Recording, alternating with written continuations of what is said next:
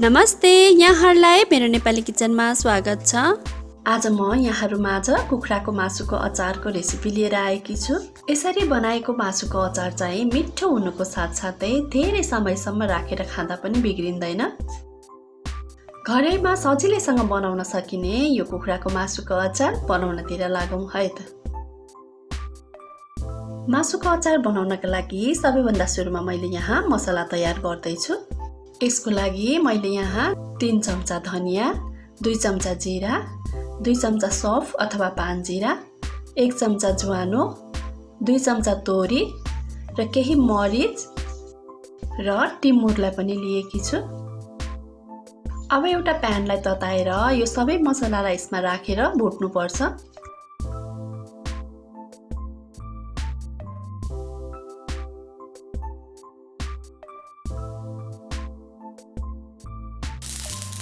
यो पड्किन थालेपछि हाम्रो यो मसला भुटिएर तयार भइसकेको छ। अब यसलाई एकैछिन सेलाउन राख्नुपर्छ।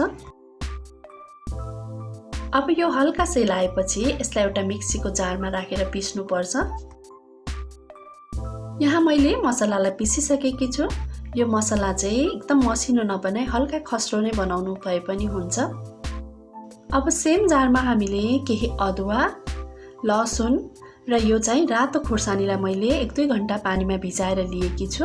यसलाई पनि पानीबाट बाहिर निकालेर यसमा राखौँ। यसमा अलिकति पानी पनि राखेर अब यसलाई पिसेर हामीले यसको पेस्ट तयार गर्छौँ। अब चाहिँ अचारमा राख्ने मसलाहरू तयार भइसकेको छ। यहाँ चाहिँ मैले कुखुराको 1 केजी मासुलाई लिएकी छु। यसलाई ठिक्क-ठिक्कको यस्तो पिस बनाएर काटेकी छु। र मासु चाहिँ हजुरहरूले हड्डी भएको अथवा नभएको दुईटैलाई लिन सक्नुहुनेछ। यहाँ चाहिँ हामी चिकनलाई फ्राई गर्नतिर लाग्छौँ। यसको लागि मैले एउटा कराईलाई तताइसकेकी छु। अब यसमा मैले तोरीको तेललाई राख्दैछु। अचार चाहिँ तोरीको तेलमा बनाउँदाखेरि मिठो हुन्छ। यदि हजुरहरूसँग तोरीको तेल छैन भने चाहिँ जुनै कुकिङ ओइल चलाउनु भए पनि हुन्छ। अब तेल राम्रोसँग तातिसकेपछि चिकनलाई यो तेलमा राखेर फ्राई गर्ने।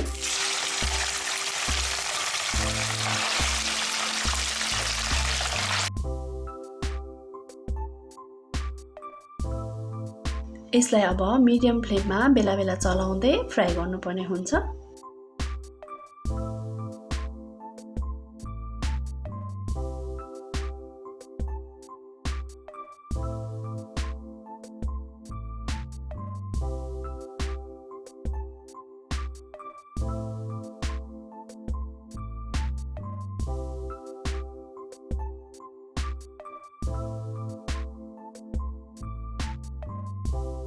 अब चाहिँ चिकनको पानी सुकेर यसरी फ्राई हुन थालेको छ।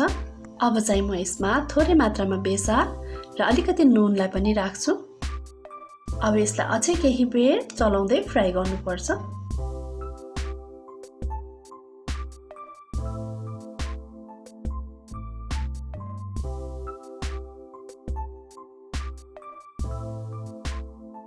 अब चाहिँ मासु यतिको भएर फ्राई भइसकेको छ। यसलाई हामी धेरै कडा हुने गरी पनि फ्राई गर्दैनौँ र तोरीको तेलमा पकाएको भएर यसमा हल्का यसरी फिज आउनु चाहिँ यो नर्मल नै हो। अब चाहिँ सबै मासुलाई तेलबाट बाहिर निकाल्नुपर्छ।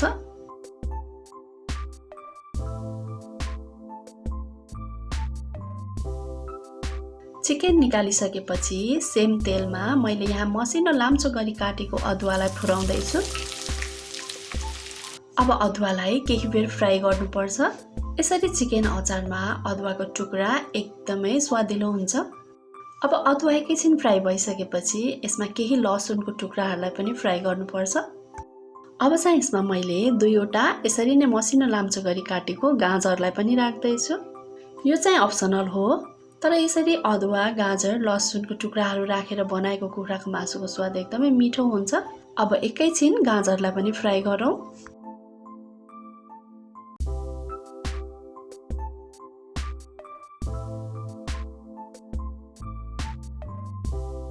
अब यो गाजरहरूलाई चाहिँ यतिको फ्राई गरिसकेपछि यसमा अघि पिसेर राखेको अदुवा, लसुन र खोर्सानीको पेस्टलाई राख्नुपर्ने हुन्छ। अब यसलाई पनि एकैछिन पकाउनुपर्छ।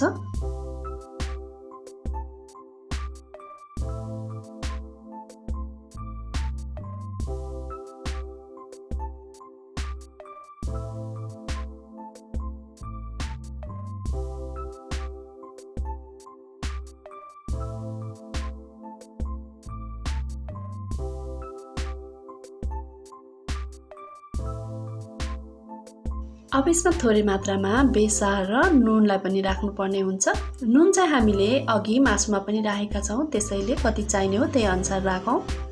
अब अघि पिसेको धुलो मसलालाई पनि यसमा राखौँ। मसला राखिसकेपछि पनि एकैछिन भुट्ने।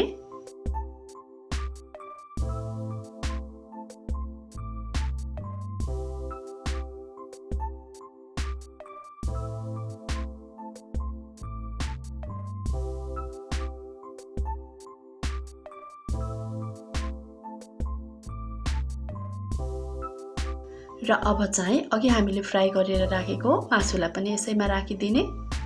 अब यसलाई चलाउँदै राम्रोसँग मिक्स गर्नुपर्छ।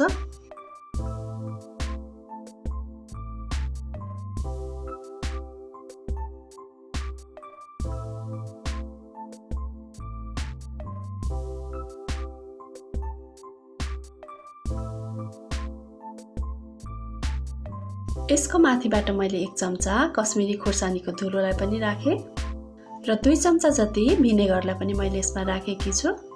हामीले अचारलाई धेरै दिनसम्म स्टोर गरेर खाने हो भने यसमा हामीले अलिकति भिनेगर राख्नुपर्छ। यसले गर्दा हाम्रो यो अचारलाई बिग्रिन दिँदैन।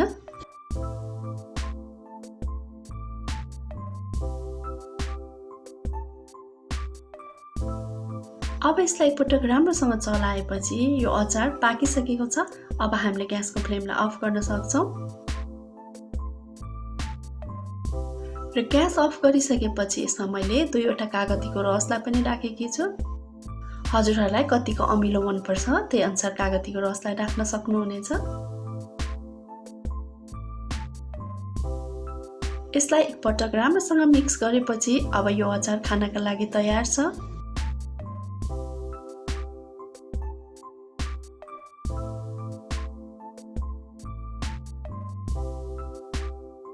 अब यसलाई हामीले सर्भ गरेर तुरुन्तै खान पनि सक्छौँ अथवा सेलाएपछि एउटा एयरटाइट डब्बामा राखेर हामीले महिनौसम्म फ्रिजमा राखेर पनि यो अचारलाई खान सक्छौँ।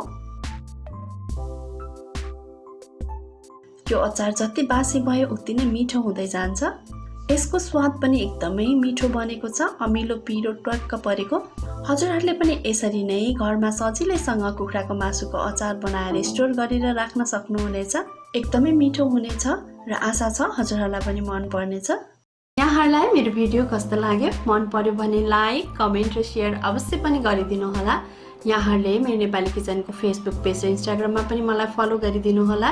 र यदि च्यानललाई सब्स्क्राइब गर्नुभएको छैन भने सब्स्क्राइब गरेपछि छेउमा रहेको बेल आइकनलाई अवश्य क्लिक गरिदिनु होला। यसले गर्दा मेरो नयाँ नयाँ भिडियोहरूको नोटिफिकेसन यहाँहरूमाझ सजिलै आउने गर्छ। हवस् त, यहाँहरूको दिन सुखमय बितोस्। धन्यवाद।